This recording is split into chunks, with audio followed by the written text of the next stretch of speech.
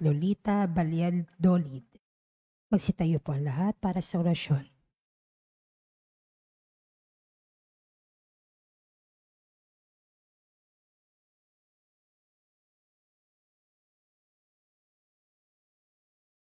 Sa ngalan ng Ama, ng Anak at ng Espiritu Santo. Amen. Ang anghel ng Panginoon ay nagbalita kay Santa Maria. At siya'y naglililang ng Espiritu Santo. Aba, Ginoong Maria, napupuno ka ng grasya. Ang Panginoong Diyos ay sumasa iyo. Bukod kang pinagpala sa babaeng lahat. At pinagpala naman ang iyong anak na si Jesus. Santa Maria, Ina ng Diyos, ipanalangin mo kaming makasalanan, ngayon at kung kami mamamatay. Amen. Narito ang alipin ng Panginoon. Maganap nawa sa akin ang ayon sa wika mo. Aba, Ginoong Maria, napupuno ka ng grasya. Ang Panginoong Diyos ay sumasa iyo. Bukod kang pinagpala sa babaeng lahat.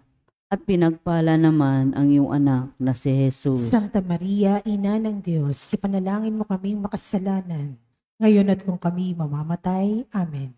At ang salita ay nagkatawang tao. At nakipamuhay sa atin. Aba, Ginoong Maria, napupuno ka ng grasya. Ang Panginoong Diyos ay sumasa iyo. Bukod kang pinagpala sa babaeng lahat. At pinagpala naman ang iyong anak na si Jesus. Santa Maria, Ina ng Diyos, ipanalangin mo kaming makasalanan, ngayon at kung kami mamamatay. Amen. Ipanalangin mo kami, O Santa na Ina ng Diyos. Nang kami maging dapat makinabang sa mga pangako ni Kristo. Manalangin tayo. Panginoon naming Diyos, kasiyahan mo nawa ang aming mga kaluluwa sa iyong mahal na grasya at yayamang dahilan sa pamamagitan ng anghel ay nakilala namin ang pagkakatawang tao ni Jesucristong anak mo, pakundangan sa mahal na pasakit at pagkamatay niya sa krus. Papakinabangan mo kami ng kanyang pagkabuhay na magmuli sa kadakilaan sa langit. Sa pamagitan ni Jesucristong aming Panginoon. Amen. Luwalhati sa Ama at sa Anak at sa Espiritu Santo. Kapara nun sa unang-una, ngayon at magpakailanman, magpasawalang hanggan. Amen. Sa ngalan ng Ama, ng Anak at ng Espiritu Santo. Amen.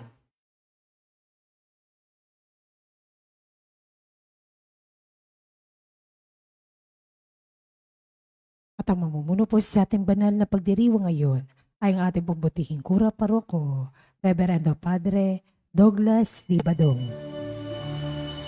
Bilang Panginoon, umawit ng kagalakan at tutugin ng gitara at ang kahayayang lira. Ipan ninyo ang trumpeta sa ating pagkabagabag. Sa Diyos tayo'y tumawag, sa ating mga kaaway, tayo ay Kanyang iniligtas. Bilang Panginoon, umawit ng kagalakan at tutugin ang gitara at ang kaaya-ayang lira. Ipan ninyo ang trumpeta, ipan ng trumpeta.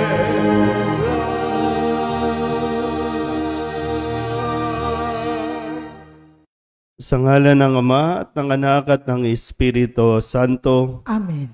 Ang pagpapala ng ating Panginoong Hesukristo, ang pag-ibig ng Diyos Ama, at ang makikipagkaisa ng Espiritu Santo, naway sumainyong lahat. At sumaiyo rin. Mga kapatid, tinipon tayo bilang mga kaanib na angkan ng Diyos, kaya dumulog tayo sa maawaing Panginoong nagpapatawad ng lubos. Sinugong tagapagpagaling sa mga nagsisisi, Panginoon, kaawaan mo kami. Panginoon, kaawaan mo kami. Dumating na tagapag-anyayang mga makasalanay magsisi, Kristo, kaawaan mo kami. Kristo, kaawaan mo kami. Nakaluklok ka sa kanan ng Diyos Ama para ipamagitan kami. Panginoon, kaawaan mo kami. Panginoon, kaawaan mo kami. Kaawaan tayo ng makapangyarihang Diyos, patawarin tayo sa ating mga kasalanan at patnubayan tayo sa buhay na walang hanggan. Amen. Manalangin tayo. Ama naming makapangyarihan, ang pananampalataya, pag-asa at pag-ibig namin na iyong dagdagan. At gawin mong mahalin namin ang iyong mga kautusan upang sa mga pangako mo kami maging dapat makinabang sa pamamagitan ni Jesucristo kasama ng Espiritu Santo magpasawalang hanggan. Amen. Magsiupo po ang lahat.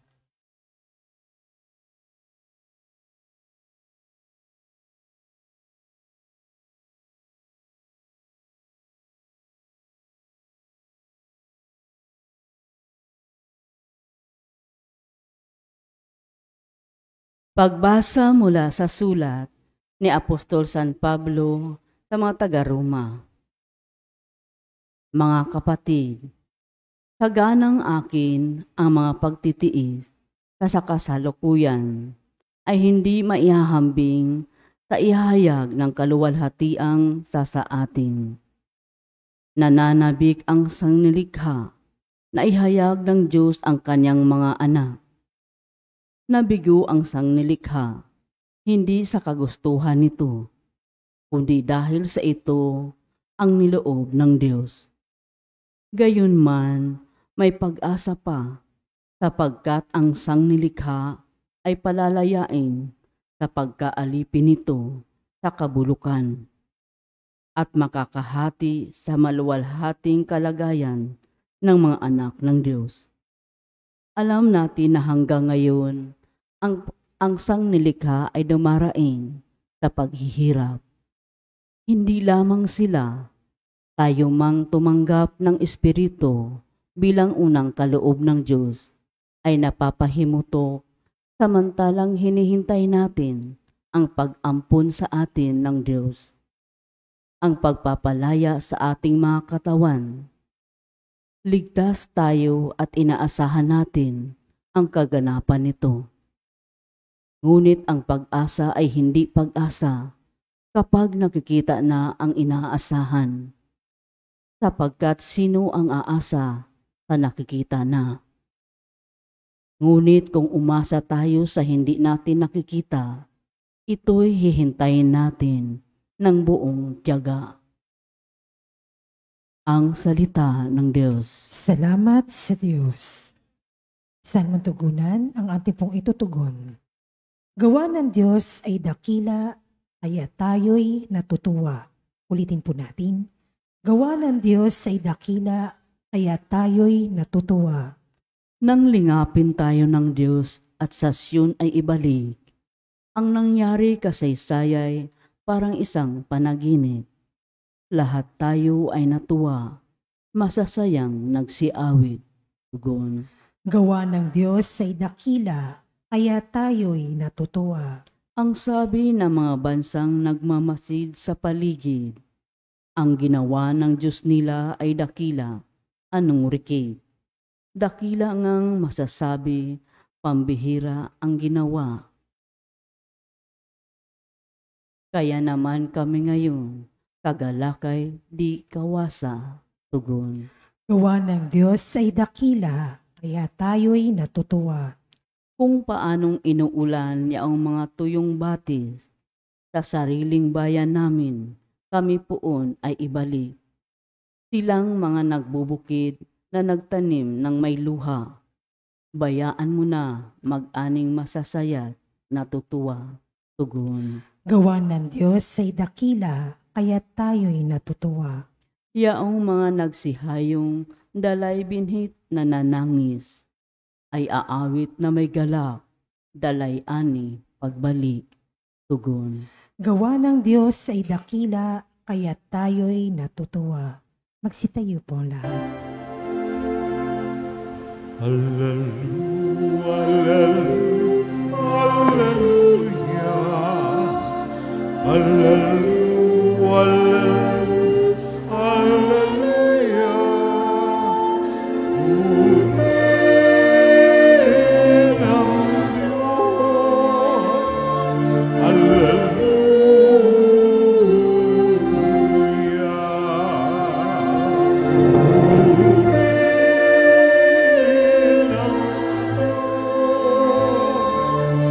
Sumainyo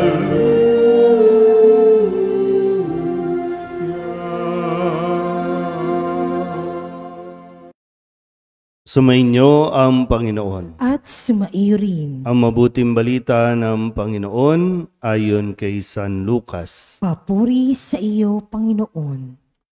Noong panahong iyon, sinabi ni Jesus, "Ano ang katulad ng paghahari ng Diyos? Saan ko iahambing ito? Katulad ito ng isang butil ng mustasa na itinanim ng isang tao sa kanyang halamanan. Ito'y lumaki hanggang sa maging punong kahoy at namugad ang mga ibon sa mga sanga nito."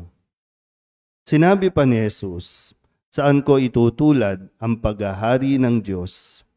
Katulad ito ng libadurang inihalo ng isang babae sa 3 takal na harina. Ano pat umalsa ang buong masa." Ang mabuting balita ng Panginoon. Pinupuri ka namin, Panginoong Hesukristo. Isang magandang umaga po sa inyong lahat. Kamusta po? Saan ba kayo napuyat? Nag-aabang o napuyat din sa fireworks, sa sigawan, sa hiyawan? May nanalo na. May nanalo na. Sana po ay talaga mapangatawanan, no, ng mga ibinoto ang kanilang mga ipinangako at mapangatawanan din ng mga bumoto ang kanilang pinili. Ngayon natin malalaman o hindi pa natin malalaman sa susunod na araw, sa susunod na taon kung impyerno o langit. Pero siyempre, think positive tayo. Be positive na magiging okay. Sana maging okay. Yan yung pag-asa. No? Yan yung pag-asa na sinasabi at ipinapaliwanag ni San Pablo sa kanyang sulat sa mga taga-Roma. Sabi nga niya, no, yung pag-asa, ito yung pag-asa sa mga bagay na hindi pa natin nakikita pero inaasahan natin. Huwag tayong bibitaw doon sa pag-asa na yon, no? Na magiging okay din. Kasi talagang mahirap kapag nawalan na tayo ng pag-asa at para bang yung attitude natin na sige na, okay na, wala na tayong magagawa dyan eh. Kasi hindi totoo, no? Mayroong magagawa. Mayroong mga mangilan-ngilan marahil at sana dumami na yung talagang inayos yung pamamaraan ng kanilang pagpili. At sa mga susunod pa, madadagdagan pa yan hanggang sa tuluyan na maging tama, maayos na pagpili at pagboto sa mga maglilingkod sa ating barangay. Mayroong pag-asa. Huwag kayong mawawala ng pag-asa. Doon sa mga hindi nanalo, huwag din kayong mawalan ng pag-asa.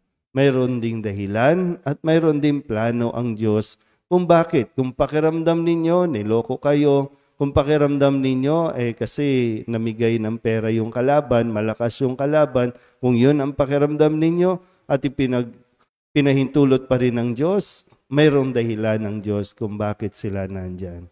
Pero tayo, tuloy ang buhay, tuloy ang pakikibaka, anuman ang maging paraan ng paglilingkod ng mga declare ng mga panalo, no, kagabi o kaninang madaling araw. At sa ating pong ebanghelyo, no, ito rin yung pinapaalala sa atin ni Jesus, hindi biglaan na mararanasan ang paghahari ng Diyos. Kaya nga sabi niya, nagbigay siya ng 2 talinghaga, no, ang talinghaga ng mustasa at talinghaga ng libadura. Yung mustasa na isang butil lang, no? Pero kahit isang butil lang. Dito ipinapaliwanag ni Jesus na kapag itinanim at ito'y lumago, namunga, maraming ibon ang makakapamugad dito. Magiging isang punong kahoy na titirhan ng napakaraming ibon. Pero isang butil lang, no? Napakaliit. So, minsan kasi, no, pag nagdadasal tayo, gusto natin agad-agad, nandyan na, no? Ingrande, napakalaki. Pero ngayon, ipinapaunawa, hindi ganun. Kung gusto natin maranasan ang paghahari ng Diyos, may mga little steps, may mga little act, no, na dapat nating gawin para tuluyan itong mangyari. Sa inyo po, no, na nakaranas na ng langit. Ano ba yung langit? Yung bang pinagtiisan ninyo, 'di ba? Ikinapang ninyo, kinayod ninyo na mabuti, dugot, pawis, no, ang lumalabas sa inyo para lamang matustusan ang pag-aaral ng inyong mga anak. At nung nakagraduate na, 'di ba, yung feeling heaven, yun yung sinasabi sa atin. Hindi naman pwedeng mag-jump agad na, sige, pag-graduate na natin. No? Sige, maging maayos na ang buhay. Hindi. Nagsisimula doon sa pinakamaliliit na sakripisyo na ginagawa. Ganun din sa paggamit ng libadura. No? Hindi pwedeng malaki. Hindi pwedeng madami kang ibudbodo ilagay. Dapat saktong takal ng libadura para maging maayos din yung paggawa ng tinapay. So, huwag natin isantabi po, no? Yung mga maliliit at sabi natin minsan parang para sa pananaw natin walang kwenta, no? Kung gusto natin ng langit, kung gusto natin ng maranasan ang paghahari ng Diyos, nagsimula na kahapon, isang patak lang ng tinta, yun na malalaman kung langit o hindi. Sa inyo po, kung gusto nyo maranasan ang paghahari ng Diyos, magkaroon ng heaven, nagsisimula sa pagdarasal ng pamilya. Pamilya nagdarasal, sama-samang lumalago sa pananampalataya. Yung heaven ay hinahanap, yung mga words of gratitude, yung thank you, yung I love you, yung mahal kita, na pag sinasabi pa rin ng mga mag-asawa sa isa't isa, heaven ang karanasan nila. Pero pag hindi na naririnig yan, nagiging malungkot ang isa't isa. Pero mahalaga. Importante yon. Pero pag isinantabi mo, wala. Hindi mo mararanasan ng heaven. Pero muli, no, pinapaalala sa atin ni Kristo sa talinghagang ito na simulan mo sa maliliit na bagay, sa maliliit na gawain, ipakita mo. Sabihin mo kahit maliit. Dahil yan ay patungong langit. Amen?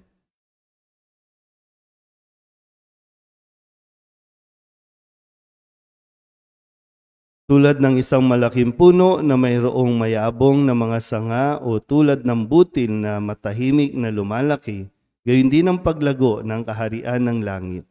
Sama-sama tayong manalangin bilang pakikibahagi natin sa mapagmahal na plano ng banal na kabutihan ng Diyos. Ang ating pong itutugon, Panginoon, dinggin mo ang aming panalangin. Panginoon, dinggin mo ang aming panalangin.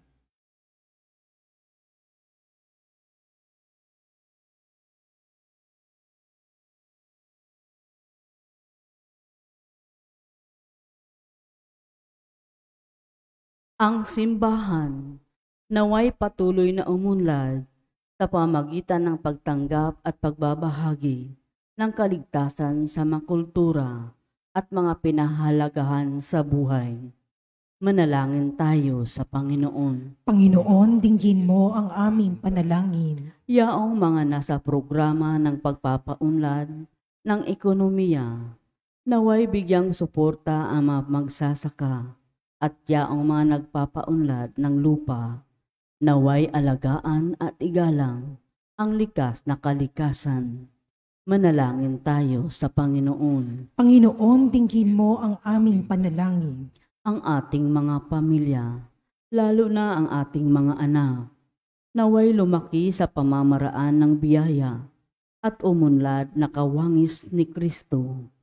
Manalangin tayo sa Panginoon. Panginoon, dinggin mo ang aming panalangin. Ang mga may sakit, naway maging matatag sa kanilang pananampalataya at mapalakas sa pamagitan ng ating pag-aalaga at pagkalinga. Manalangin tayo sa Panginoon. Panginoon, dinggin mo ang aming panalangin. Ang ating mga mahal na yumao, naway masiyahan sa kapayapaan ng kaharian ng Diyos. Manalangin tayo sa Panginoon. Panginoon, dinggin mo ang aming panalangin. Idulog din natin sa Panginoon ang ating mga personal na kahilingan at mga panalangin para sa ating mga pamilya, kasama ang mga kahilingan ng mga nanonood sa online. Lahat ng mga misang pasasalamat, espesyal na intensyon, mga agarang paggaling ng mga may sakit, ang mga kaluluwa na inihiling na ipagdasal sa misang ito, at ang patuloy na kaligtasan para sa lahat ng mga sibilyan at naiipit sa kaguluhan sa ibang bansa.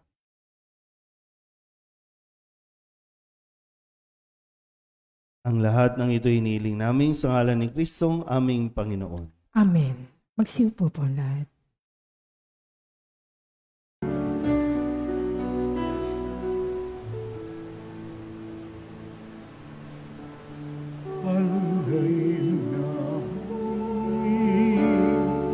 Sa pag-aalay ng kandila, isa-isip po ang pangalan ng mga yumaong mahal sa buhay. Bawat kalwag at lumbay, bawat pangarap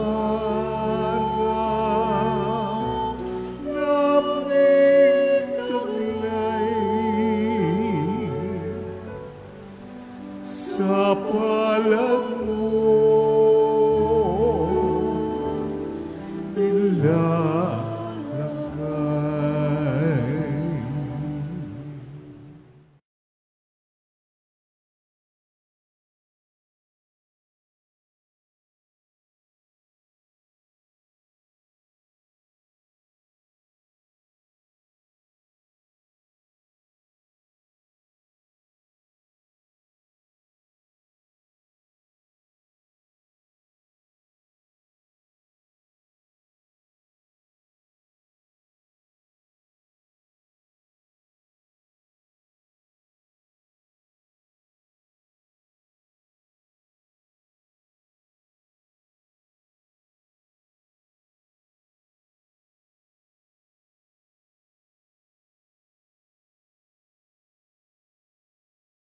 Manalangin kayo mga kapatid upang paghahain natin ni kalugdan ng Diyos amang makapangyarihan. Tanggapin nawa ng Panginoon itong paghahain sa iyong mga kamay, sa kapurihan niya at karangalan, sa ating kapakinabangan at sa buong sambayanan niyang banal. Ama naming lumikha, tunghayan mo ang mga alay na aming inihahain sa iyong kadakilaan upang ang paglilingkod na aming ginagampanan ay humantong sa iyong lalong ikadarangal sa pamamagitan ni Jesucristo kasama ng Espiritu Santo magpasawalang hanggan. Amen. Sumainyo ang Panginoon. At sumaiyo rin. Itaas sa Diyos ang inyong puso at diwa. Itinaas na namin sa Panginoon. Pasalamatan natin ang Panginoong ating Diyos. Marapat na siya ay pasalamatan.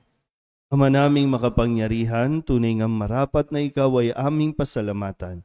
Ikinalugod mong likain ang sanlibutan na iyong pinagbabago at idinarangal sa pamamagitan ng iyong anak na kinalulugdan. Kaya't utang na loob ng iyong mga itinatangi at ng mga banal na kapiling mong lagi ang iyong paggiliw at pagkakandili. Kaya kaysa ng mga anghel na nagsisiawit ng papuri sa iyo nang walang humpay sa kalangitan, kami nagbubunyi sa iyong kadakilaan.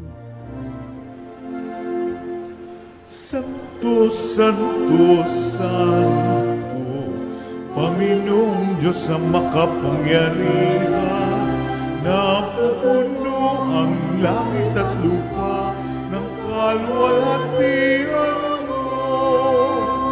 Hosana sa kaitaasan, pinagpala ang naparirito sa ngalan ng Panginoon.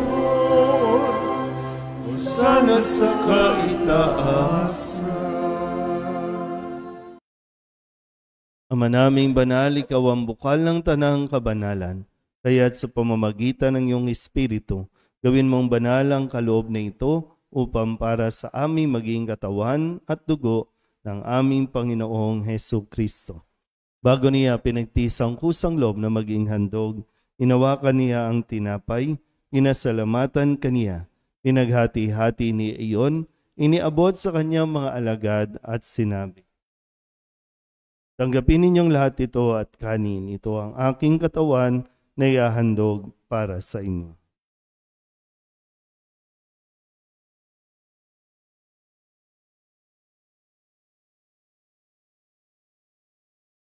Gayun din naman nang matapos ang hapunan, hinawakan niya ang kalis, muli kaniyang pinasalamatan. Iniabot niya ang kalis sa kanyang mga alagad at sinabi, "Tanggapin ninyong lahat ito at inumin. Ito ang kalis ng aking dugo, ng bago at walang hanggang tipan. Ang aking dugo na ibubuhos para sa inyo at para sa lahat sa pagpapatawad ng mga kasalanan. Gawin ninyo ito sa pag-alaala sa akin."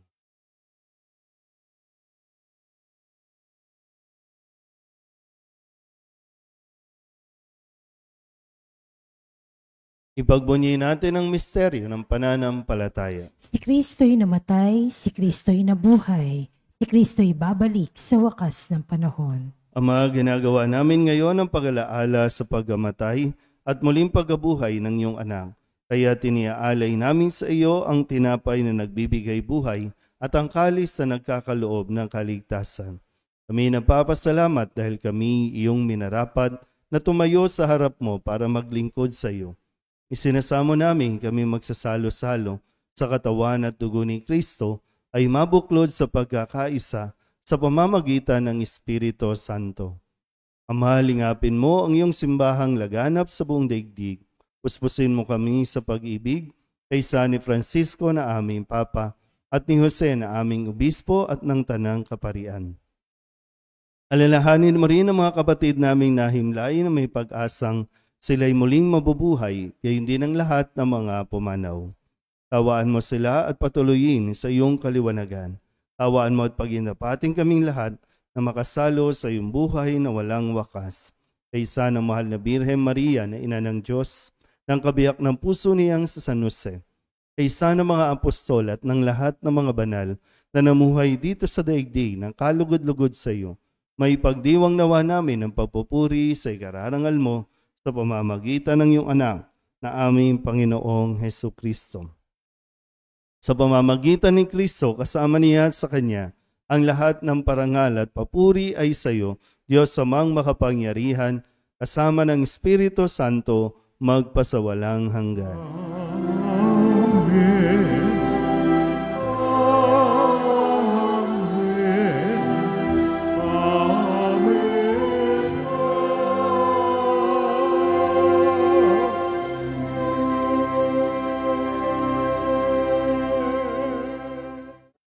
Sa tagubili naman na kagagaling na utos sa turo ni Jesus sa Panginoon natin at Diyos, ipahayag natin ang lakas loob. Ang manawin sumasalangit ka, sambahin ang ngalan mo, mapasa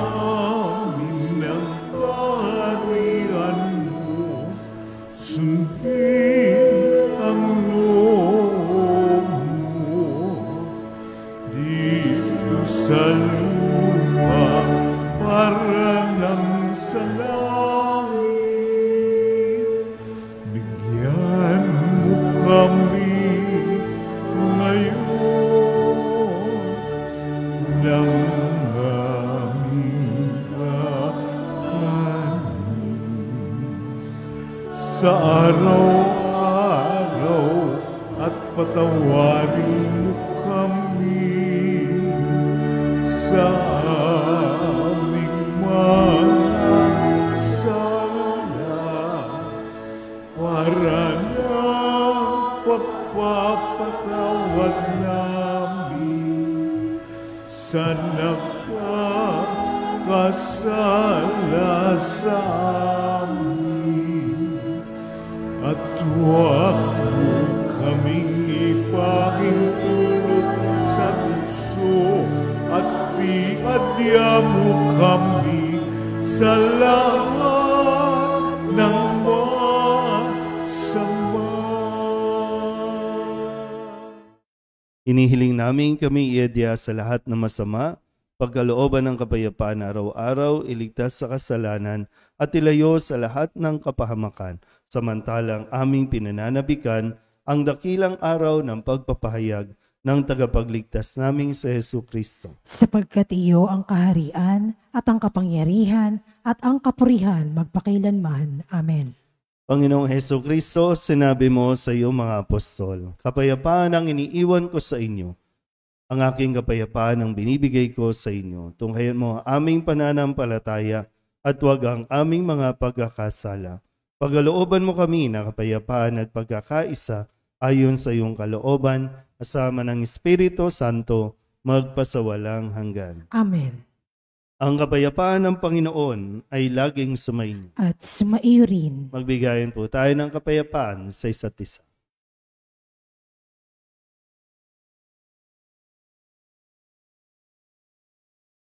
Kordero ng Diyos na nag-aalis sa mga kasalanan ng sanlibutan, maawa ka sa amin. Kordero ng Diyos na nag-aalis sa mga kasalanan ng sanlibutan, maawa ka sa amin. Kordero ng Diyos na nag-aalis sa mga kasalanan ng sanlibutan, ipagkaloob mo sa amin ang kapayapaan. Magsilihod po ang lahat. Ito ang kordero ng Diyos. Ito ang nag-aalis ang kasalanan ng sanlibutan. Mapalad ang mga inaanyayahan sa kanyang piging. Panginoon, hindi ako karapat-dapat na magpatuloy sa iyo, ngunit sa isang salita mo lamang ay gagaling na ako. Katawan ni Kristo. Amen.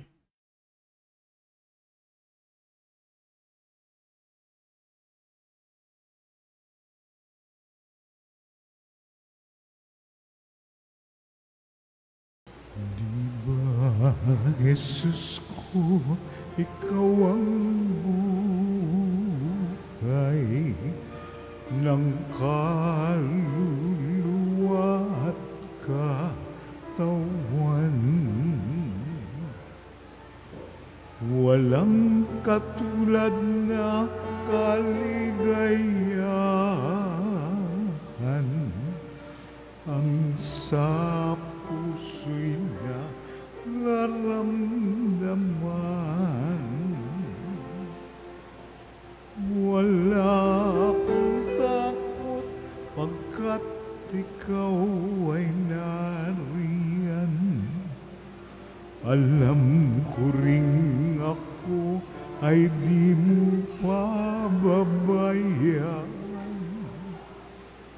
Mayroon pa ba kaya kung dapat pangambahan maliban sa aking mga pagkukulang?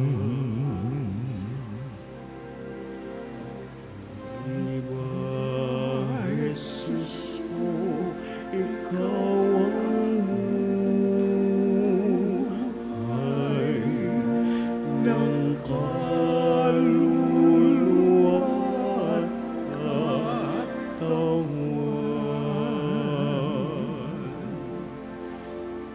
Walang katulad na kaligayahan ang sa puso'y nararamdaman.